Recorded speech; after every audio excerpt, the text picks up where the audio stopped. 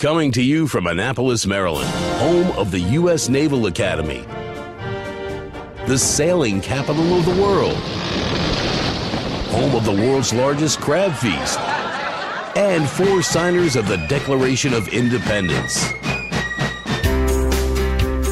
This is the On Annapolis Daily News Brief, a daily roundup of local news that you can use, including local sports, local events, local opinion, and local weather from DMV Weather. Now here's your host, publisher of On Annapolis, John Frenaye.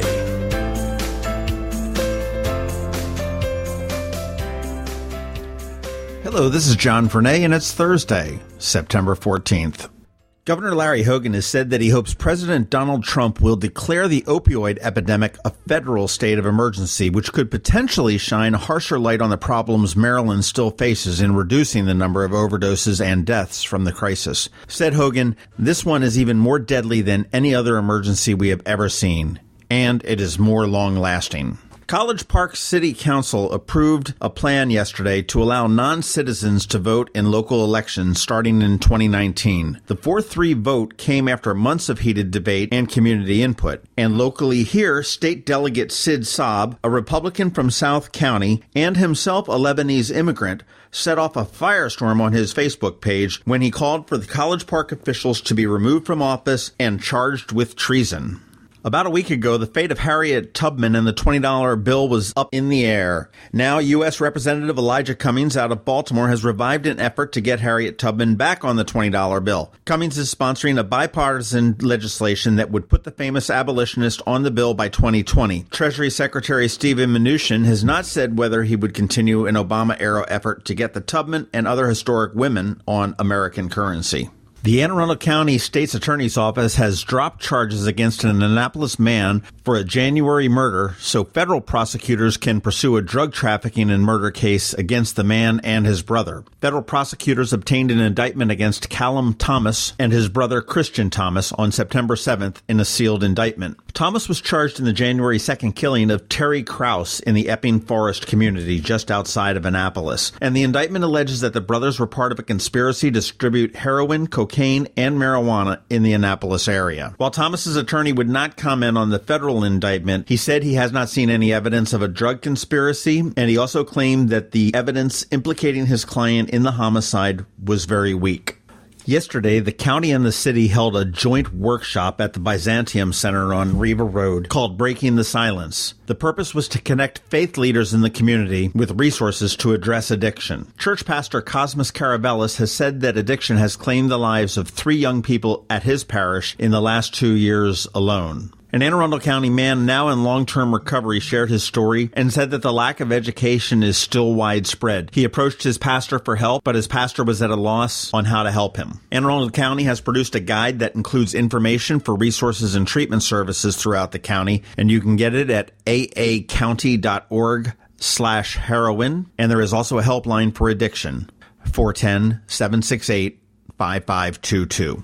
And moving on to politics, as we like to do. Here in Annapolis last night, they held the final debate before the primary election for the 4 mayoral candidates. Annapolis Mayor Michael Pantelides, State Senator John Astle, businessman Gavin Buckley, and local attorney Nevin Young squared off at the Knesset Israel Synagogue. The debate was sponsored by the League of Women Voters. And Tim Hamilton, my cohort on the Maryland Crabs, was there, and he has filed this special report. Boy, doesn't that sound official. Last night at Congregation Knesset Israel on Spa Road, the League of Women Voters of Anne Arundel County hosted a candidate forum with State Senator John Astle, Gavin Buckley, Mayor Mike Pantelides, and Nevin Young. The candidates, now with several mayoral forums under their collective belts, moved easily from question to question, with the issues of development and crime taking center stage. Although last night's forum saw little in the way of controversy, Mayor Pantelides and Senator Astle went out of their way several times to directly target each other's records. The friction in this campaign is palpable between these two candidates, which may give some insight into who they think will be left standing after the primary next week. The 2-hour forum relied on questions from the moderator and, in the last hour, questions solicited from the floor. There were few surprises, with the top issues including development, the village of Providence Point in particular, policing,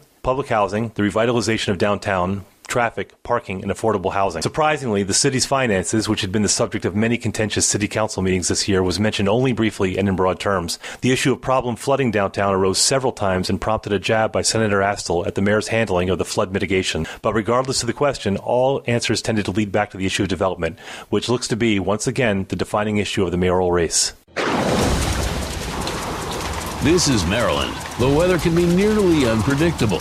We've got George Young from DMV Weather in Annapolis to sort it all out. All right, hey everyone, this is George from DMV Weather. Today is Thursday, the 14th of September. Let's get right into the forecast. Today, a mix of sun and clouds with a chance of scattered showers throughout much of the day. We have posted a forecast high temp of 80 degrees today for Annapolis as part of our daily forecast tool called the 4-degree forecast. So let's see how that works out against the actual measured high temp later today. You can always check out our forecast results at any time on our website or on our app in our forecast results section. So far for September, we are 100% accurate for Annapolis, which means every high temp forecast has been within 4 degrees or less of the actual measured high temp by the National Weather Service. And we have a 91.8% accuracy rating for Annapolis since launching this forecast tool in late May 2017. Okay, back to the forecast. More of the same tomorrow. Temps around 80 degrees with a small chance of showers combined with a mix of sun and clouds as the remnants of Irma finally move away from the U.S. once and for all. And then it gets even better for the weekend, as the general expectation at this point is for plenty of sun and temps 80 to 85 degrees, giving us a little more summer-like action as we get into the second half of September. As for Hurricane Jose, it is still in the Atlantic, it is still a Category 1 storm, and it is still doing all it can to try to have some kind of impact along the east coast of the United States, which, if anything, it will likely produce large swells and rough waters along much of the Atlantic coast as it continues to spin and churn up the water. But other than that, it's a borderline threat to our area at best, so we'll continue to track its movements and we'll give a heads up if anything indicates otherwise.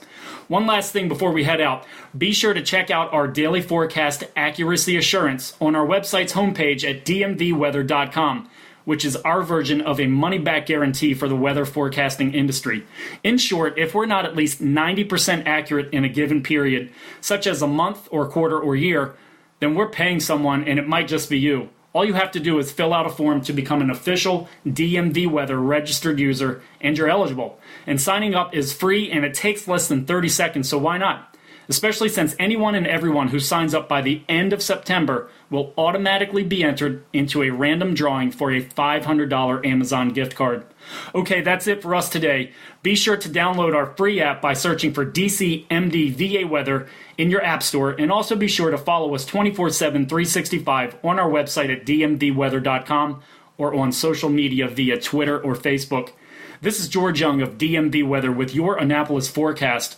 Whatever the weather, have fun out there and be safe.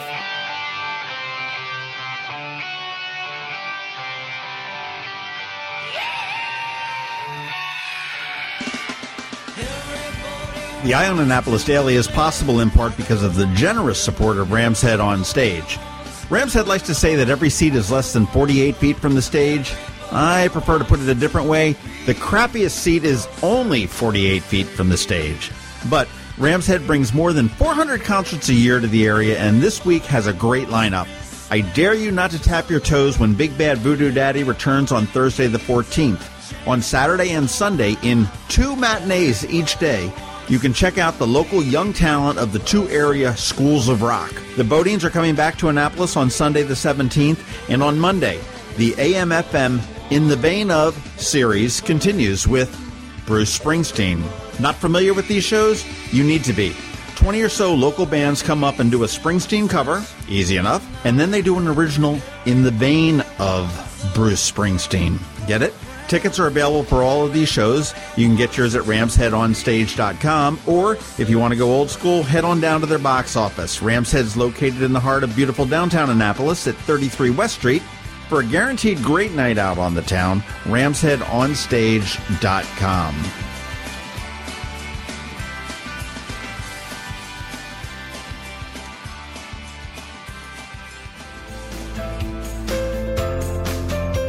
Thanks for listening to the Eye on Annapolis Daily News Brief. If you like what you heard, make sure to tell your friends and colleagues about it. And also tell them about our website, onannapolis.net, where you can find much more.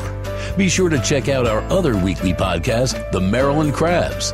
This podcast comes to you every Monday through Friday at noon. Thanks for listening, and we'll see you next time.